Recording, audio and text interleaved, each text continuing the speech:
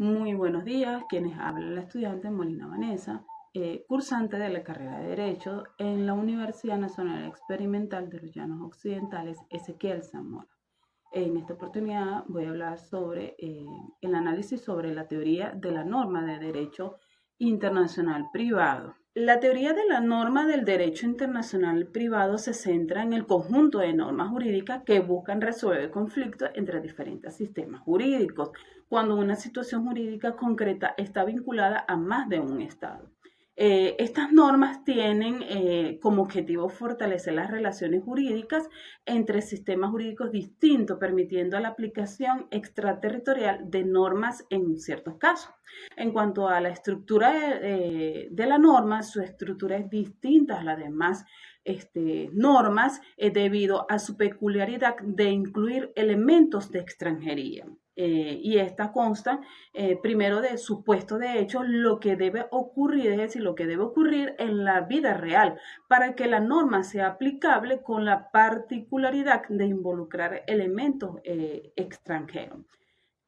También están las consecuencias jurídicas, lo que le debe hacer cuando debe cumplir el supuesto de hecho. En el caso de las normas indirectas, estas consecuencias jurídicas no relacionan directamente al problema, sino que remite al ordenamiento jurídico aplicable. También están los elementos de la norma, que consta de 3 elementos. Primero, el supuesto de hecho. Segundo, la conexión, que es el factor que determina el derecho aplicable, y la consecuencia jurídica que acabo de explicar.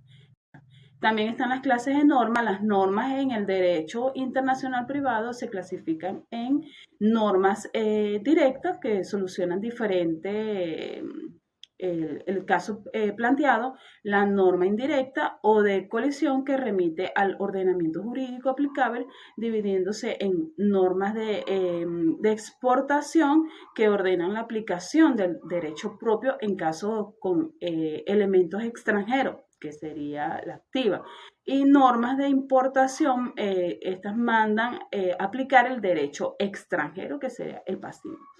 En cuanto a la clasificación de los factores de conexión, los factores de conexión se clasifican según su contenido, que vendría siendo personales, en la nacionalidad, domicilio y residencia; reales, que vendría siendo el lugar de situación de bienes, banderas de novedades, lugar de celebración de actos; segundo, su naturaleza, que vendrían siendo los factores reales, que es el lugar, situación de inmueble; conceptos jurídicos, que serían la nacionalidad y domicilio.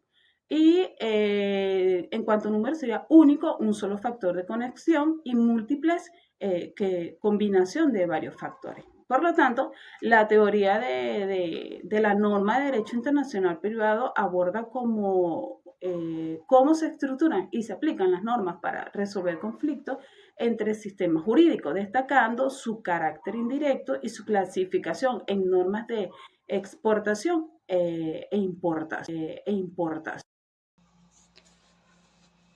Buenas tardes, mi nombre es Rosalba González. Continuando con la teoría de la norma en el derecho internacional privado, esta teoría consta de 3 elementos principales, los cuales son el supuesto de hecho, el factor de conexión y las consecuencias jurídicas. En cuanto al elemento el supuesto de hecho, en el derecho internacional privado se refiere a la situación que genera el conflicto de leyes, porque este supuesto puede surgir en áreas diversas del derecho privado, tales como el derecho a la familia, el contractual o sucesorial, pero siempre se caracteriza por incluir un elemento de extranjería, es decir, involucra múltiples jurisdicciones. Como un ejemplo sería un contrato internacional de compra-venta. Una empresa chilena celebra un contrato de compra-venta con una empresa venezolana y que el contrato será ejecutado en Estados Unidos. Aquí el supuesto de hecho es un contrato internacional con jurisdicciones de Chile, Venezuela y Estados Unidos, lo cual genera un conflicto respecto a cuál legislación debe regir este contrato. En cuanto al segundo elemento, que es el factor de conexión, el que se refiere que es la vinculación, el supuesto de hecho con una legislación particular, que puede ser el lugar de celebración de un contrato. La función principal es detectar el vínculo más relevante que permita determinar qué legislación debe regir para cada caso. Algunos factores de conexión comunes son la nacionalidad, el domicilio o residencia habitual, el lugar de celebración del contrato, la ubicación de los bienes y la autonomía de la voluntad, entre otros factores de conexión que podemos encontrar. El tercer elemento de la norma sería la consecuencia jurídica, que la consecuencia jurídica es el resultado de aplicar el factor de conexión al supuesto de hecho. En el derecho internacional privado, esta consecuencia no resuelve directamente el conflicto, sino que indica cuál sistema jurídico será competente. De aquí se dice que la norma del derecho internacional es indirecta. Por ejemplo, en el caso de una sucesión, si el factor de conexión es la residencia habitual del fallecido en España, la consecuencia jurídica será la aplicación de la ley española. Esta ley española,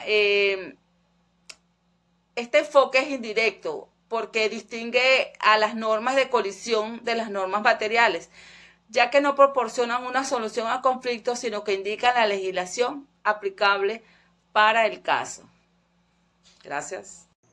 Saludos, mi nombre es Marley Campero. Hoy vamos a hablar sobre el análisis de los factores de conexión del derecho internacional privado. Los factores de conexión son elementos utilizados por la norma de conflicto para vincular una situación jurídica internacional a un determinado ordenamiento jurídico nacional. Estos factores nos permiten determinar qué ley es aplicable o qué tribunal es competente para conocer el caso. También se conoce como punto de contacto. La definición y la función según la doctrina, los factores de conexión son las circunstancias objetivas que utiliza la ley nacional para regular una relación privada e internacional. Martin Ward los define como las circunstancias que pueden servir como criterio para la determinación del derecho aplicable. O sea, quiere decir qué ley se puede aplicar. Los tipos de factores de conexión son personales relacionados con la persona física o jurídica, como la nacionalidad o el domicilio. La residencia habitual, lugar de la constitución. Reales, relacionados con bienes como lugar de situación del bien. Lex rei citae. Formales, atendiendo al lugar de celebración de un acto jurídico. Lex loci actus. Ejemplo de factores de conexión: factor de nacionalidad, ley aplicable, la persona según su país. El domicilio, la ley aplicable del mismo según el país donde reside la persona. El lugar de situación del bien, norma aplicable que se aplica, es ley según el país donde está el bien, ¿verdad? Lugar del acto, ley del país donde se celebra un contrato. Y las características de los factores de conexión pueden ser únicos o múltiples. Se utiliza uno solo o combinados varios factores para determinar qué ley es aplicable, inmutable o inamovible. Algunos factores como el domicilio pueden cambiar, pero otros como la nacionalidad suelen ser estables. Principales o subsidiarios. Se consideran prioridades o secundarios según la situación del caso. La importancia de los factores de conexión cumplen su función esencial en la seguridad jurídica internacional, ya que permite determinar qué norma objetiva la ley aplicable y evitar conflictos entre distintas legislaciones nacionales. En resumen, el derecho internacional privado venezolano utiliza los factores de conexión como herramientas fundamentales para resolver situaciones jurídicas con elementos extranjeros, garantizando el respeto de los derechos y las correctas aplicaciones de la ley en cada caso. Saludos, quien les habla Rosaura Ayala. Continuando con la exposición, en referencia a la norma ius privatista, que es una norma internacional o una norma indirecta, se dice entonces que en el derecho internacional privado la norma privatista es una norma de colisión, también conocida como una norma indirecta, y su objetivo principal es resolver directamente el fondo de un litigio que presenta elemento extranjero. Igualmente, en cuanto al ordenamiento jurídico, conecta esos casos con los casos directamente con la competencia para resolverlo. Su característica general, digamos, en cuanto a lo que tiene que ver su relación con el derecho internacional privado, decimos que entonces es de naturaleza indirecta, porque resuelve directamente el fondo del litigio. Su función principal indica cuál es el ordenamiento jurídico competente para aplicar el caso con elemento extranjero. Y como dije, se llama norma de colisión o norma distributiva. En cuanto a las características específicas de su estructura, decimos que según su naturaleza, su génesis, el derecho internacional privado es un derecho especial y su norma, la norma indirecta, es de esta categoría única. Se diferencia de la norma material porque mientras que la norma material es dispositiva, o sea que resuelve el problema directamente, la norma indirecta es formal, distributiva e indirecta. Y su función es distribuir la competencia entre los ordenamientos jurídicos o remitir a otro caso. En cuanto a la estructura formal, se opone a la norma del derecho material. Se le llama indirecta porque gracias a su factor de conexión soluciona problemas jurídicos remitiendo al ordenamiento jurídico más competente. Su estructura es tripartita. Autores como Balestra reconocen una estructura en tres partes, lo que tiene que ver con el tipo legal, el punto de conexión y la consecuencia jurídica. Cuando hablamos de lo que tiene que ver con el tipo legal, se dice entonces que describe el sector social que necesita ser regulado siempre conteniendo elementos extranjeros en el contexto del derecho internacional. Cuando hablamos del punto de conexión, se refiere al elemento esencial, elemento clave que vincula el caso con un ordenamiento jurídico específico. Contiene la circunstancia del caso que permite identificar el derecho aplicable. Ejemplos incluyen el último domicilio del causante o la situación de un inmueble. En cuanto a la consecuencia jurídica, no proporciona una solución directa del problema, sino que remite el ordenamiento jurídico que el punto de conexión ha identificado. En este ordenamiento conectado no se encontrará la solución directa al caso. En cuanto a la función y elementos de la norma de colisión, decimos que su función principal referente al derecho internacional privado es solucionar casos privatistas con elementos extranjeros. La norma de colisión da soluciones para estos casos similares al derecho privado general. A diferencia de la norma del derecho interno, la norma de colisión no da la solución directa al caso, sino que indica que debe aplicarse. En cuanto a los factores de conexión, tenemos entonces que son las circunstancias que ayudan a determinar el derecho aplicable a una situación específica. Generan conflictos de leyes al determinar el ordenamiento jurídico aplicable entre dos o más posibles, ¿verdad? Y representan el elemento extraño en una relación jurídica que lleva al juez a considerar un derecho distinto al usual. En cuanto a los tipos de factores de conexión, tenemos las personas, relacionados entonces con la nacionalidad y el domicilio, los bienes, que tiene que ver con la ubicación de los bienes muebles e inmuebles, y los actores jurídicos, que son la forma externa de los actos y en contrato con el privilegio de la autonomía de la voluntad. Gracias.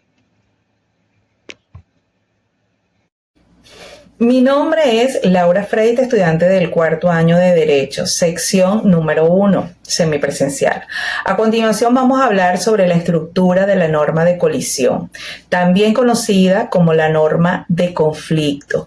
Esta se refiere a las reglas que determinan que la ley es aplicable en situaciones que involucran elementos diferentes de acuerdo al sistema jurídico. En el derecho internacional, especialmente en el ámbito del derecho privado internacional, esta estructura se puede derivar en varias partes fundamentales de acuerdo a su teoría. En esta particular vamos a hablar sobre, en primero, los hechos o situaciones jurídicas. Se identifica en el contexto en el que se presenta el conflicto. Esto puede incluir contratos, matrimonios, herencias, responsabilidades civiles, entre otros, que involucran a partes diferentes de diferente jurisdicción. 2. Sustantividad. Una vez determinada la norma de conflicto aplicable entre las partes, se procede a aplicar el derecho sustantivo correspondiente. Es aquí donde se resuelven los derechos y las obligaciones de las partes de acuerdo con la legislación seleccionada. Número 3. Regla de conexión o criterios de vinculación.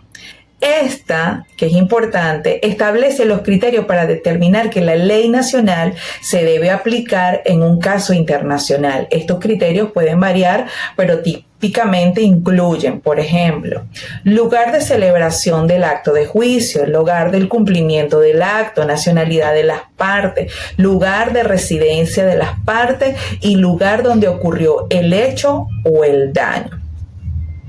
4. Excepciones y limitaciones. Se debe considerar posibles excepciones que puedan afectar la aplicación de las normas de colisión, tales como las que se mencionan aquí abajito. Orden público, que estas se refieren a la aplicación de la ley extranjera, donde contradicen los valores fundamentales de la jurisdicción tribunal. Y protección de consumidores, donde se refiere que las normas específicas pueden proteger a las partes más vulnerables. Allí continuamos con el quinto elemento, que son los principios de autonomía de las leyes nacionales, que esta se refiere donde cada estado tiene sus propios sistemas legales y sus propias normas, las cuales deben ser respetadas en la medida en que entren en conflicto con las normas internacionales. Y 6, que es la última, reconocimiento y ejecución, que se refiere en los casos donde se trate de una sentencia dictada en un país extranjero, donde es importante considerar el marco para el reconocimiento y ejecución de esta sentencia en la jurisdicción donde se vaya a hacer valer. La estructura de la norma de colisión varían según los ordenamientos jurídicos en cada país y en el contexto específico donde surja el conflicto. Es por ello que es fundamental que los abogados juristas se familiaricen con las normas de conflicto pertinentes en la jurisdicción involucrada para poder asesorar adecuadamente a sus clientes. Muchas gracias. Saludos, mi nombre es Freddy Rondón. Y para dar continuidad al tema, hablaré un poco de la clasificación de las normas indirectas.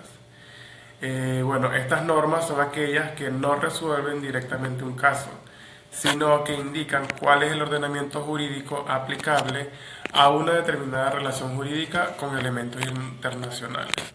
Por ejemplo, contratos entre personas de diferentes países. Estas normas se clasifican según varios aspectos. Como primer aspecto tenemos, según la rama del derecho que la regulan, tenemos las normas de conflicto en materia civil, que esta es aquella rama que determina si el derecho es aplicable a contratos, sucesiones, responsabilidad civil, entre otros. También tenemos las normas de conflicto en materia de familia. Estas son las que regulan temas como el matrimonio, el divorcio, filiación, patria potestad y adopción. También las normas de conflicto en materia mercantil, estas son las que regulan contratos internacionales, sociedades, títulos de crédito, entre otros. Y también tenemos las normas de conflicto en materia laboral, que estas son las que determinan la ley aplicable a relaciones laborales transnacionales. En segundo aspecto, tenemos la estructura de la norma. según la estructura de la norma. Y nos conseguimos las normas bilaterales. Estas normas bilaterales son las más comunes realmente, y estas son las que remiten a la ley de un Estado sin importar si es la ley de su jurisdicción o de otro país. Un ejemplo de ella sería la ley aplicable será el lugar de celebración de un contrato. También tenemos las normas unilaterales, que estas solo determinan la aplicación del derecho de la jurisdicción y no se formula un conflicto con diferentes leyes. Continuando con la clasificación según el grado de determinación, nos conseguimos con las normas de conflicto cerradas o determinadas. Estas son aquellas que remiten a una ley específica y concreta, por ejemplo, la ley del domicilio del causante. También tenemos las normas de conflicto abiertas o indeterminadas. Estas son las que usan términos más generales o flexibles, como la ley con la cual la situación jurídica tenga vínculos más estrechos. Y como número 4 tenemos según el método de designación. Estas tenemos dentro de ellas las normas de conflicto de primer grado. Estas son las que se remiten directamente a un ordenamiento jurídico. Y las normas de conflicto de segundo grado, que estas son las que incluyen normas o reglas más complejas que implican considerar varias conexiones o criterios acumulativos, como por ejemplo el lugar del cumplimiento, el lugar de la celebración, la nacionalidad, etc. Los problemas de las normas indirectas. Tenemos el conflicto de leyes. Este conflicto ocurre cuando dos o más países tienen distintas regulaciones sobre un mismo asunto, lo que complica la resolución de casos transfronterizos. Tenemos la incertidumbre en la elección de la ley aplicable. Estas normas indirectas a menudo no especifican claramente qué ley se debe aplicar en determinadas situaciones, lo que puede generar incertidumbre y dificultar la toma de decisiones jurídicas. También tenemos las dificultades en la ejecución, ya que la aplicación de normas indirectas puede complicar el proceso de ejecución de sentencias en otros países, especialmente si las leyes locales son muy diferentes o si no reconocen mutuamente. Variabilidad cultural y jurídica. Las diferencias culturales y jurídicas entre países pueden influir en cómo se interpretan y aplican las normas indirectas, lo que puede resultar en decisiones judiciales divergentes. La evolución normativa. En este caso, las normas pueden quedar desactualizadas frente a los cambios rápidos en las relaciones internacionales, especialmente con el avance de la tecnología y el comercio global. Ambigüedad en la redacción. La redacción ambigua o vaga de estas normas puede dar lugar a múltiples interpretaciones, lo cual puede obstaculizar su aplicación efectiva.